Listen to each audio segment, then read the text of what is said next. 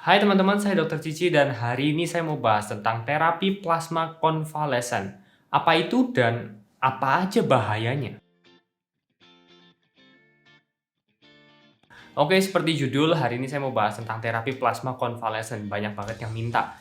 Singkatnya, terapi ini adalah terapi dengan tujuan memberikan imunitas atau antibodi dari suatu penyakit tertentu kepada orang lain dengan tujuan pengobatan atau pencegahan terhadap penyakit tersebut. Terapi plasma ini bukan baru dilakukan pada pasien COVID. Udah banyak banget pasien-pasien yang menggunakan terapi plasma sebagai pilihan terapi. Singkatnya, gampangnya adalah kayak kalau misalnya saya kenal sama si musuh A, saya akan beritahu tetangga saya tentang musuh A supaya ketika tetangga saya melawan si musuh A bisa lebih cepat dilawan. Sama prinsipnya, kalau untuk pasien COVID juga, kita ambil antibodi dari pasien yang sudah sembuh dari COVID atau penyintas COVID, diberikan ke pasien yang masih sedang mengalami COVID. Jadi caranya gimana teman-teman? Caranya adalah dengan menggunakan metode yang namanya plasmaferesis. Teman-teman bisa Google apa itu plasmaferesis, tapi singkatnya adalah memisahkan antara komponen plasma dan komponen sel darah. Jadi kalau misalnya kita diambil darahnya itu ya, disuntik dan apapun itu, darah yang keluar itu sebenarnya terdiri dari dua komponen. Ada komponen sel darahnya dan komponen plasmanya. Nah, plasma ini yang nanti diberikan ke pasien yang mengalami COVID-19. Pemeriksaan atau terapi ini juga sebenarnya sedang dalam tahap uji klinis. Belum ada penelitian yang tegas yang bisa menyatakan bahwa terapi ini efektif apa enggak. Ya kurang lebih sama kayak vaksin kan, masih dalam uji klinis juga gitu. Oleh karena itu, biasanya kita akan temui kalau misalnya kita searching di internet, penggunaan terapi plasma ini beda negara itu beda-beda macam-macam. Ada negara yang sudah melegalkan dalam artian sudah boleh pakai kayak Indonesia gini, ada yang belum boleh, jadi sangat-sangat bervariasi. Penelitian masih terus ongoing juga dan bahkan di Indonesia sendiri ada loh penelitiannya. RSCM 1 sama ada satu lagi yang di bawah Kemenkes. Itu juga sedang lagi melakukan uji klinis terkait terapi plasma ini. Nah, namanya juga terapi, jadi setiap terapi pasti ada kontraindikasinya. Nah, ini ada beberapa kontraindikasi terkait penggunaan terapi plasma konvalesen.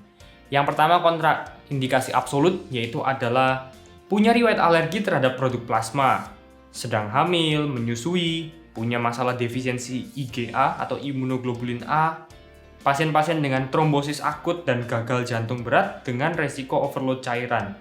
Kalau untuk kontraindikasi relatif, itu ada beberapa seperti shock, septik, gagal ginjal, yang mendapat hemodialisa juga ya. Pasien-pasien yang DIC atau disseminated intravascular coagulation, penyakit-penyakit komorbid yang berisiko menyebabkan trombosis atau sumbatan pada pembuluh darah. Kontraindikasi relatif itu artinya masih bisa situasional, dinilai sama dokternya. Apakah risk and benefit-nya lebih bermanfaat yang mana? Tapi kalau kontraindikasi absolut yang pertama tadi, itu jelas tidak boleh sama sekali. Nah, tidak semua orang yang sembuh dari pasien COVID langsung serta-merta bisa jadi donor plasma. Harus dicek dulu titer atau jumlah antibodi di dalam pasien tersebut. Biasanya berkisar antara 1:160 sampai 1:1280. The European Commission Directorate General for Health and Food Safety, intinya BPOM-nya Eropa, itu merekomendasikan titer 1:320 untuk jadi donor. Walaupun di situ ditulis juga jumlah titer yang lebih sedikit juga masih bisa efektif. Tapi minimalnya rata-rata di 1:320. Nah, sekarang kita masuk di efek samping.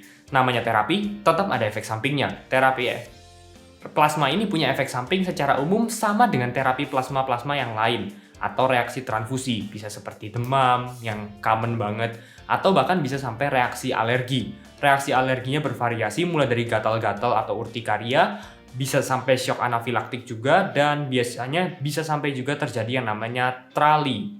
Apa itu trali? Nih. Oke.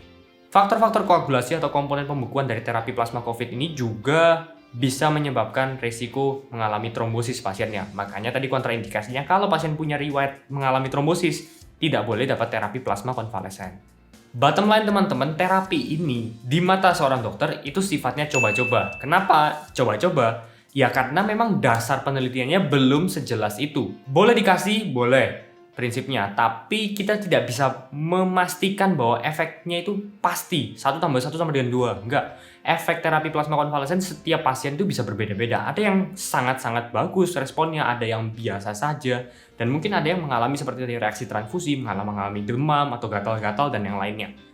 Jadi memang ya disclaimer dulu teman-teman, secara saintifik terapi ini sifatnya coba-coba. Tapi kalau secara klinis kita lihat, kan diberikan pada pasien-pasien yang kondisinya cenderung berat atau yang mengancam jiwa lah. Jadi kalau kita hitung-hitung risk sama benefitnya masih besar benefitnya gitu. Atau juga pasien sudah dalam kondisi kritis. Jadi ya banyak diberikan juga di Indonesia dan ya syukur-syukur outcome-nya pun menjanjikan. Ya semoga penelitiannya segera selesai supaya ini bisa dijadikan guideline terapi. Tapi ingat sekali lagi, terapi ini sifatnya masih coba-coba. Jadi belum ada dasar ilmiahnya yang bisa memastikan terapi ini pasti 100% bermanfaat buat pasien. Oke, segitu aja. Semoga teman-teman dapat info tentang terapi plasma konvalesen ini. Like kalau suka, dislike aja kalau nggak suka. Share ke teman-teman yang lain, siapa tahu bermanfaat. Consider subscribe juga untuk dukung channel ini jadi lebih baik lagi. Thank you sudah nonton, dan kita ketemu lagi di video selanjutnya. Bye-bye.